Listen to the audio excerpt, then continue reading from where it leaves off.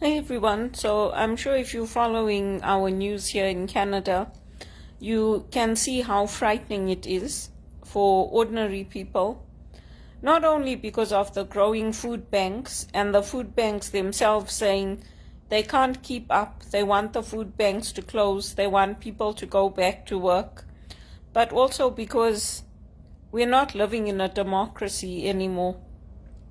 So we've had 3 MPs who were voted in on one platform, and they're selling this stupid message that, oh, it's a united government.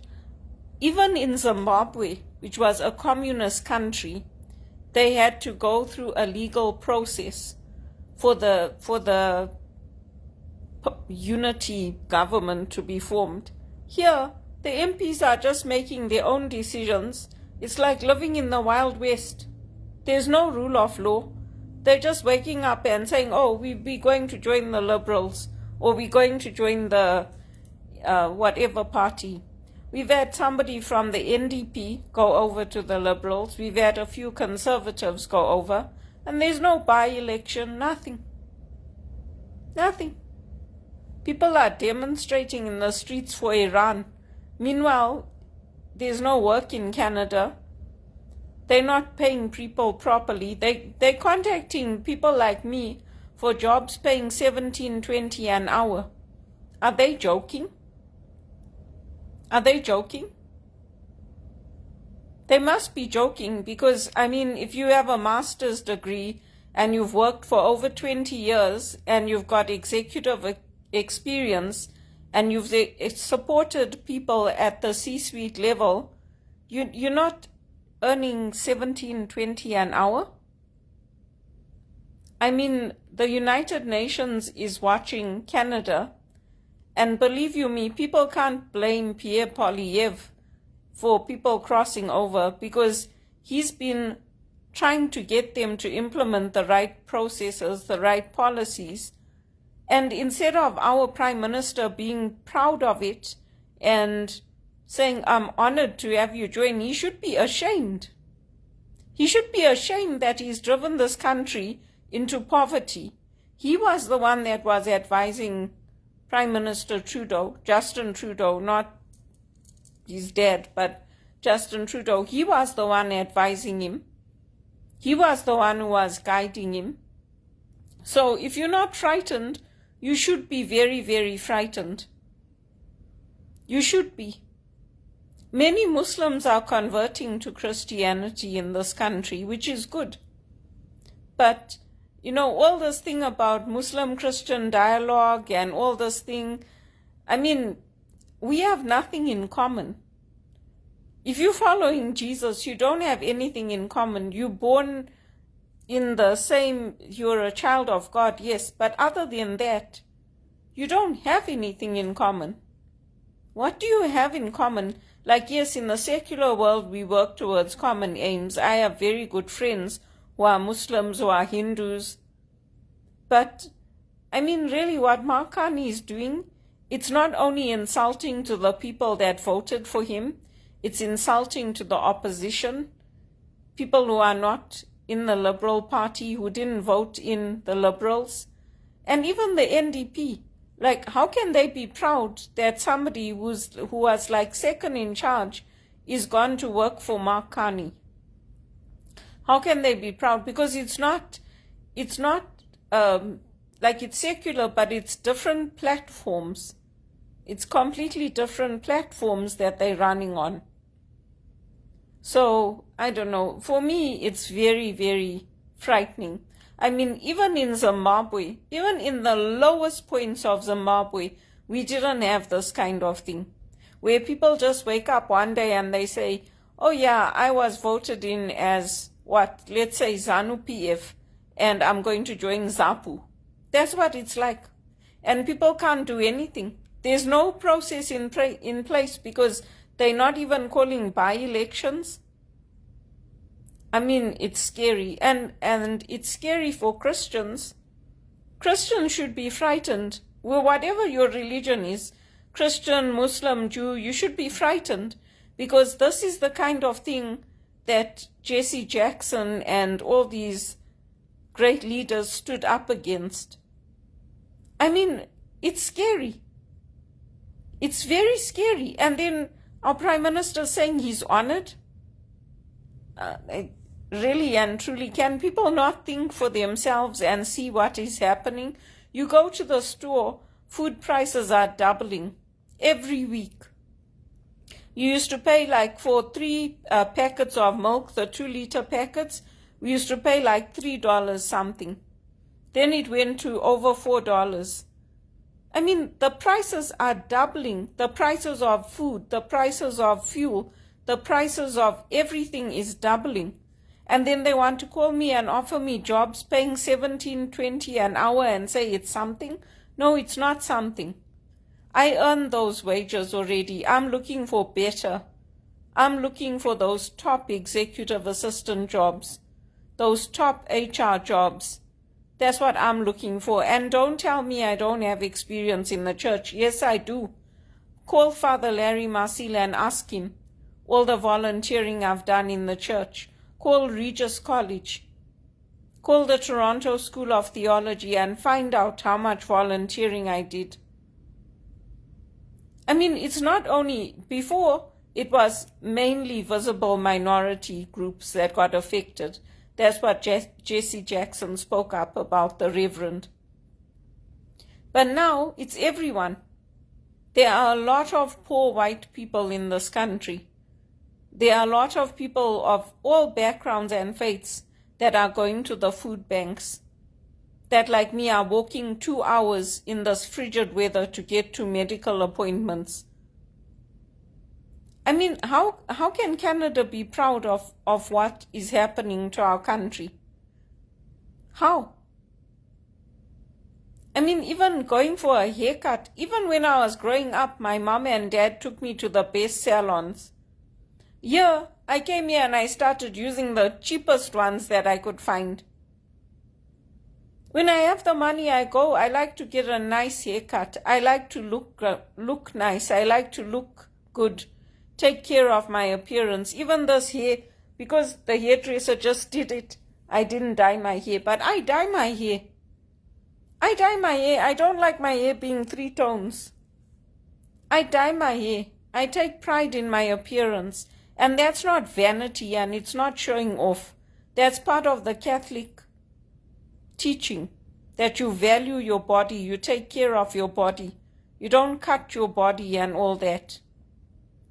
It was insulting to go to Dr. Zaretsky 8 years ago, or whenever it was, it's a long time now, and be asked, do you cut yourself? I was like, what? He said, yeah, you have to tell me, do you cut yourself? I said, no, I don't cut myself. Why would I cut myself? He's like, no, I have to ask you these questions. I'm like, what is this? I mean, it's insulting. For a spiritual director, you go through such a rigorous process to get to graduate and to be commissioned. That is insulting. To be told that I'm delusional, to be asked, do I cut myself? How do I handle depression? All those stupid questions.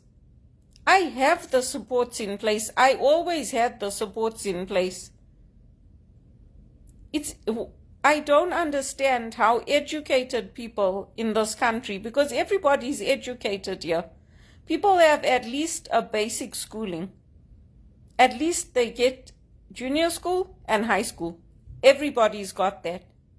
People in Africa, in Zimbabwe, some of them don't even have that, but they can see when something is wrong. How can people be proud of what our Prime Minister is doing? Made with no safeguards. 3-year waiting lists for housing. Educated women like me not getting work, and don't tell me that this wasn't set up. It was set up, either by the police or by the government, because as soon as I start saying my rosary, I'll get a call coming through. As soon as I start eating my breakfast, I'll get a Muslim recruiter calling me. The same thing happened today. I turn my phone off, or I just leave it to go to voicemail, because I don't interrupt my breakfast and my prayer time to take their call. They can leave a message. If they don't want to leave a message, then it's fake. The people like me and Fazila, who were represented by Wits, we're a different kettle of fish. We work towards the same ends, not the Muslims that are here. The Muslims that are here, they'll demand the prayer room for the Muslims and they'll treat the Christians like slaves. That's the difference. That's the difference between how I grew up and what's happening in Canada. You look at our political leaders, they all posted messages for Ramadan first. The fasting for the Christians and the Muslims started on the same day. So why didn't they post it for both on the same day? It's the same with the police. They give favoritism to the Muslims and the Hindus. And then when our former Prime Minister goes to their mosque, they stone him. And he still goes like a fool. You must accept my LinkedIn invitation, Justin Trudeau. All these people that are connected to me from the One campaign, all the big shots, they must tell him, go and accept a LinkedIn invitation. How can anybody be proud of what Canada has become? How? You come here, they tell you, oh, you don't have Canadian experience. What the hell? If you can work in a city like London as a legal assistant, a receptionist, an executive assistant, what more do you need? You come here, they don't give you any work. Then they give you work taking out the garbage, cleaning their toilets, looking after their children. They don't want to look after their own children. They want somebody, some stranger, to look after their own children. Really? Really? Our parents looked after us. Our parents took us to church. My mother took us, even after my dad died. She didn't have to, but she kept her faith. She took us to Ash Wednesday Mass. She took us to church. She looked after us. She didn't leave us with a nanny. We didn't come home to a nanny having cooked our meals. She cooked our meals and we cooked with her when we grew up. We didn't have a nanny cooking our meals, making our beds. Our house was not a hotel. And even when we cleaned beside our workers. So I don't know whoever set this up, I don't know what they're trying to catch me doing, but you're not going to find anything. I told my mother also, tell them if they're looking for me, I'll either be at the church, or I'll be with friends, or I'll be with family. I'm a very decent person. And don't call me for jobs paying $17.20 an hour. After 20 years of working in this country, I deserve to earn a good living. And those executives who want to do their own calendars and scheduling, let them do it. I want to work for people who trust me, people who let me manage their calendars, people who work with me as a partner, and people who don't say, oh, well, we don't care about your family, we're looking after our families. This is a sad day for Canada. It's a very sad day. And for our Prime Minister and for the political leaders, not even to put a message of condolence for Reverend Jesse Jackson. Really? I am speechless. Even after I told him, I'm a spiritual director, they should listen to me. They don't need the Pope to come and tell them. They should listen to me. Just like Justin Trudeau used to listen to me and the other leaders and take me seriously and respond to my emails. I mean, it's a great American leader and you can't even post a message of condolence. You can't even speak about what he did, how he stood up for Indians, for the poor, for the marginalized, what he did with Dr. King. You can't even have the decency to do that. I am ashamed of Canada today and the way it's become. You can't even get your religious accommodation to go to church. I'm not working, that's why I went to the church today. Call center work is not critical work. It's not emergency work. They had to classify it that way so that we could work over COVID. No one's going to die if they didn't get their phone, or they didn't get that t-shirt, or they didn't get that whatever thing they ordered. I am ashamed of our political leaders, especially our Prime Minister. I am ashamed of him. Reverend Jesse Jackson deserves all the messages of support, and his family. Even I wrote a message, and I'm a nobody. And I asked the Pope to pray for him. Really and truly, this is no longer a democracy. It's rubbish. You say, oh, we're working on bipartisan issues. Rubbish. Rubbish.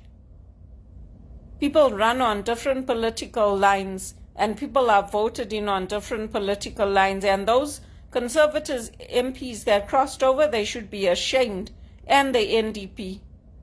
They should be ashamed, because we voted for you. We voted for you on different platforms, and I didn't vote for maid with no safeguards. I didn't vote so that I can be treated like a slave and be put into minimum wage my whole life and not be able to afford anything that I can pay for on my own. I didn't come to this country to be completely dependent on the government. I came here to work and be independent and to come up financially. That's why I said I'm willing to go to America and earn a decent living if I have to. This is rubbish what's happening to Canada. Growing food banks, and instead of the companies hiring people, they're giving more and more donations to the food banks. The food banks don't want the donations. They want to close. They're tired of being there. It's supposed to be a temporary relief. They want the companies to start hiring, to start paying people properly. You can't even write a message of condolence for Reverend Jesse Jackson? Oh, even Zimbabwe is better than that. Even the African Union put out a statement, a message of condolence.